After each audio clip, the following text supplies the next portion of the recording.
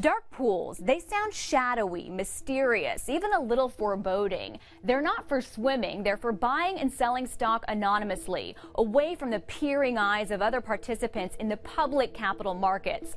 Over the last several years, though, the use of dark pools has risen substantially. In fact, the percentage of stock trades taking place outside of public exchanges has hit new highs. The portion of stock trading taking place away from public exchanges in places including dark pools has amounted to close to 40% on some days this year, up from an average of 16% 5 years ago. So as you watch the stock market go higher, should you be worried about the increase in trading going on in the shadows?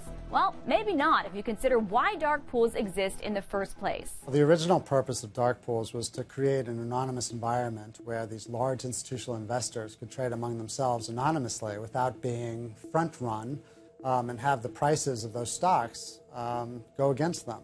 And remember, it's the institutional asset managers that are managing money on behalf of the hundreds or the 100 million individual investors who entrust them with their pension funds and their mutual funds. So if your financial advisor uses dark pools to get you the best price, that's great, right? Here's the problem. Marin says dark pools have gotten away from their original purpose, with more market players using them to execute even small trades. And one concern is dark pools could be distorting share prices. Trader Joe Saluzzi says investors, big and small, should be worried that markets are no longer allowing supply and demand to determine accurate prices, what's known as price discovery. In other words, is the stock that you're about to buy truly reflective of all market participants, and is that price relative to the fundamental valuation of the company?